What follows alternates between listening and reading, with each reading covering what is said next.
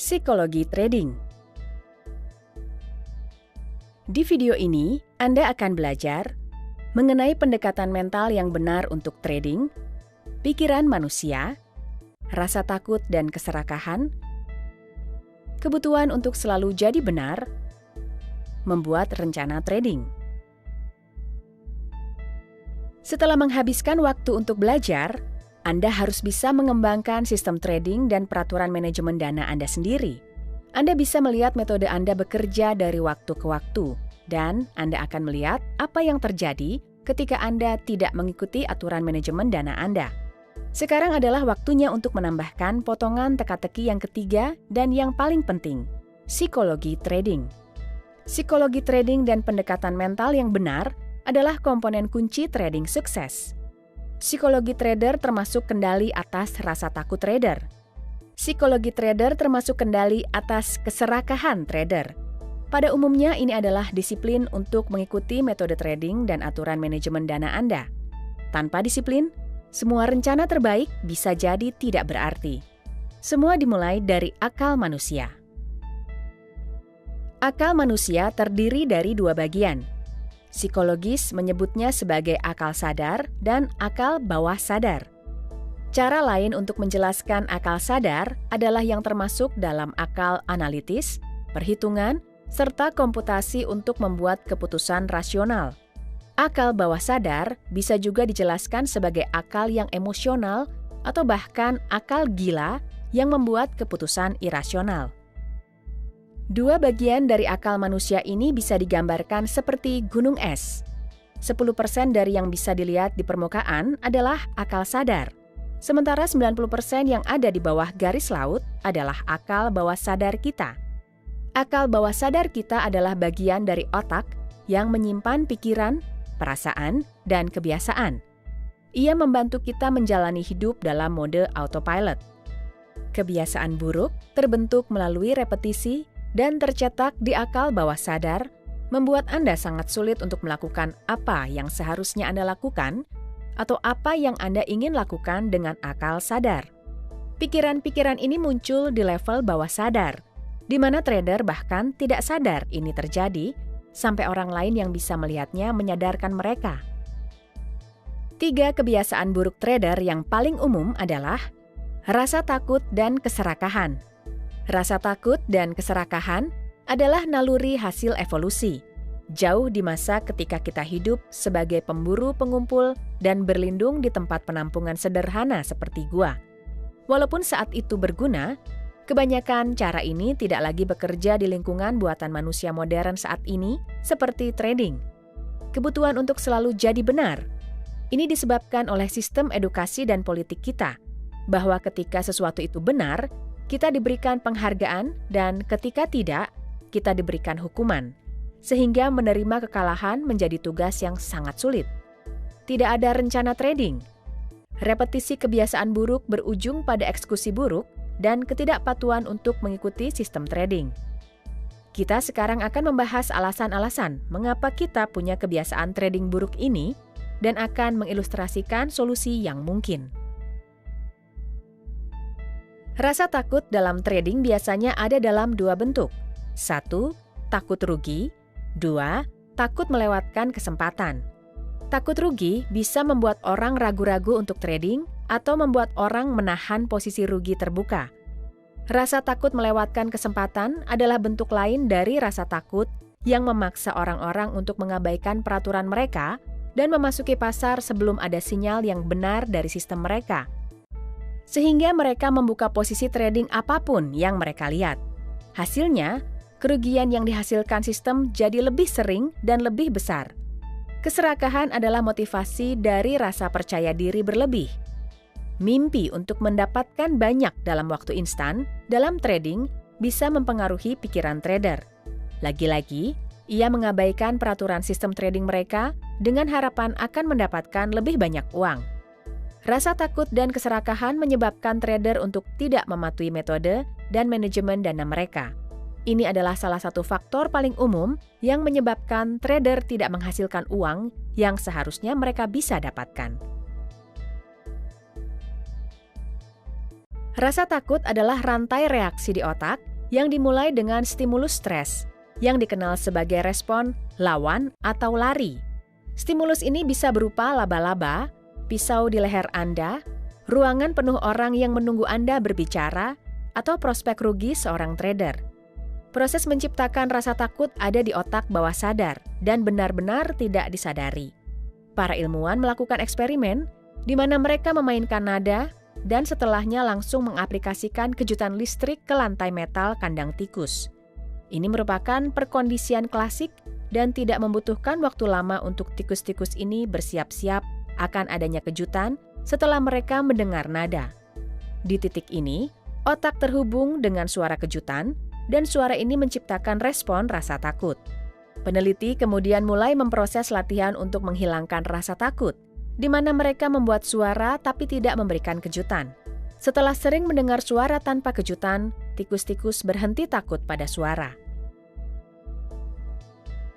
Berikut adalah beberapa tips untuk mengatur rasa takut dan keserakahan Anda.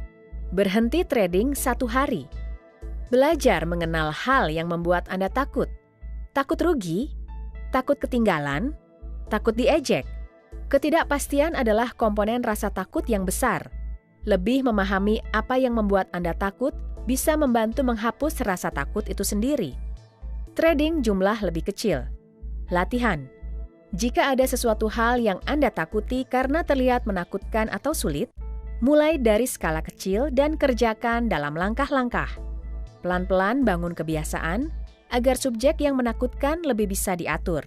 Jadi sebagai trader, Anda bisa trading jumlah yang lebih kecil.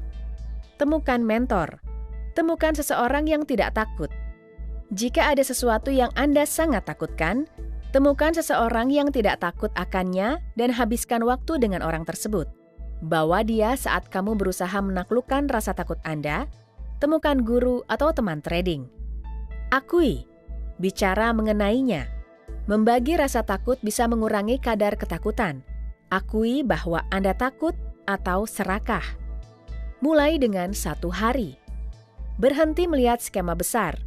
Pikirkan hanya tiap langkah-langkah sukses. Jika Anda takut ketinggalan kesempatan, jangan berpikir mengenai kehilangan 50 posisi yang Anda lewatkan. Sebaliknya, anggap mereka sebagai trading yang memiliki probabilitas kecil. Pikiran dikondisikan untuk berusaha sekeras mungkin, sehingga kesalahan dianggap sangat buruk. Misalnya, trader yang menahan posisi kalah berharap pasar berbalik, sehingga ia tidak melihat kerugiannya. Jika pasar berbalik di arah yang diharapkan trader, maka trader jelas membuat keputusan yang benar dan ide untuk menjadi benar diperkuat. Alternatifnya, ketika posisi mulai menguntungkan, mereka cepat mengambil profitnya dan menutup posisi. Dengan menutup posisi profit, mereka bisa merasakan bahwa mereka membuat keputusan benar. Ini adalah salah satu alasan utama mengapa pemula memotong keuntungan mereka lebih awal, namun membiarkan kerugian berjalan. Dari sistem edukasi, kita jadi terbiasa dengan kondisi yang memberikan penghargaan ketika kita berbuat benar. Orang-orang mulai terkondisi untuk tahu bahwa mereka melakukan sesuatu yang benar. Perkondisian sosial jangka pendek ini menghasilkan kebutuhan untuk jadi selalu benar, dan karenanya, ketidakmampuan untuk menerima kerugian karena kerugian berarti bahwa Anda salah. Dalam trading, sistem penghargaan untuk jadi selalu benar berlawanan dengan kebutuhan ini, sehingga menyebabkan trader gagal. Kerugian menghasilkan emosi kuat seperti rasa takut, ketidakpastian, keprihatinan, dan keraguan-raguan terhadap diri sendiri. Namun, trading yang sukses tidak hanya bergantung pada akurasi. Kebanyakan trader profesional menyatakan bahwa mereka benar kurang dari setengahnya. Trading yang menguntungkan berdasarkan pada keseimbangan risiko dan imbalan. Artinya, biarkan keuntungan berjalan dan tutup kerugian lebih awal. Jangan membiarkannya menjadi lebih besar. Amatir peduli untuk menjadi benar, profesional peduli untuk membuat uang. Menjadi benar dan mendapatkan keuntungan adalah dua hal yang berbeda ketika kita berbicara mengenai trading. Mereka tidak berhubungan secara tradisional seperti mereka terhubung dengan hal-hal lainnya dalam kehidupan. Mengadaptasi pola pikir ini bisa jadi salah satu tantangan terbesar untuk trader. Langkah pertama untuk menanganinya adalah dengan mengidentifikasi batasan psikologis, lalu ubah kebiasaan kita. Kita telah melihat banyak trader yang memulai dengan kerugian besar dan hari-hari penuh stres hingga mendapatkan keuntungan stabil dibarengi konsistensi setelah menyelesaikan isu psikologis ini. Dengan waktu dan latihan, Anda juga bisa. Anda bisa ada di pasar dan melakukan segala hal dengan benar sesuai dengan metode Anda, namun masih kalah. Solusi untuk ini adalah cek realita. Kekalahan adalah bagian dari permainan. Kemungkinan untuk kalah selalu ada. Intinya, trader pasti kalah. Namun, berapa banyak dan seberapa sering Anda kalah membedakan trader hebat dengan mereka yang selalu berjuang. Anda bisa belajar bagaimana menerima kekalahan dengan mendefinisikan kembali arti kekalahan. Jika Anda menyamakannya dengan kegagalan, cepat atau lambat akan jadi kenyataan. Namun jika Anda mendefinisikannya kembali, ini akan membantu Anda maju meningkatkan trading Anda dan mengatasi kemungkinan kerugian. Anggap kerugian sebagai hal positif dalam hal ia akan membantu Anda belajar meningkatkan trading Anda berikutnya. Temukan sesuatu yang baru. Atau, anggap kekalahan sebagai pengeluaran bisnis, seperti restoran yang membuang makanan yang tidak laku misalnya, namun secara keseluruhan masih tetap menguntungkan. Setiap orang butuh rencana trading, dan ini adalah suatu keharusan untuk semua trader, tak peduli pengalaman trading mereka. Jika kamu gagal merencanakan, kamu sudah merencanakan untuk gagal. Memiliki rencana trading sebelum memulai trading, sama seperti memiliki peta sebelum melakukan perjalanan. Tanpa rencana trading, Anda akan tersesat karena bergantung pada rumor dan firasat. Jika Anda tidak trading dengan baik, ini karena ada masalah dengan rencana trading Anda, atau lebih buruknya, Anda tidak memiliki rencana apapun.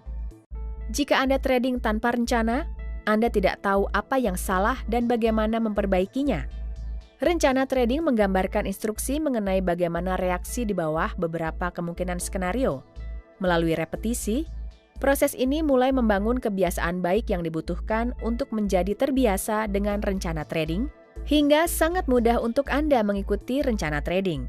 Psikologi trading adalah apa yang membantu trader untuk mengikuti dan mengeksekusi rencana trading mereka. Hanya ada satu alasan rasional untuk trading, untuk mendapatkan keuntungan dan bukan untuk bersenang-senang. Uang memikat trader masuk pasar, namun dalam kegembiraan permainan baru, seseorang sering kehilangan tujuan, sehingga terkecoh untuk trading tanpa rencana atau trading untuk bersenang-senang. Trading tanpa rencana membuang tanggung jawab trader dan menggantinya dengan keberuntungan. Trading tanpa rencana memiliki variabel tanpa batas, sehingga mudah untuk mengambil kredit terhadap suatu trading yang sesuai harapan karena ada suatu metode. Juga sangat mudah untuk menghindari tanggung jawab trading yang tidak sesuai harapan karena selalu ada variabel yang kita tidak tahu dan karenanya tidak akan dianggap sebelumnya. Solusinya adalah dengan memiliki rencana trading dan ikuti rencana tersebut. Rencana trading terdiri dari 3 bagian. Sinyal entry merupakan kondisi yang harus terpenuhi untuk memasuki posisi trading baru. Sinyal exit, contoh alasan menutup posisi, adalah karena target sudah tercapai atau terkena stop loss. Manajemen dana adalah jumlah yang dirisikokan pada tiap trading. Gunakan rencana trading karena ini adalah apa yang membuat perbedaan dan membuat disiplin lebih mudah. Rencana dan persiapan trading membantu menjaga respon emosional untuk trading tetap minimum. Di video berikutnya kita akan berbicara filter candlestick. Terima kasih telah menonton.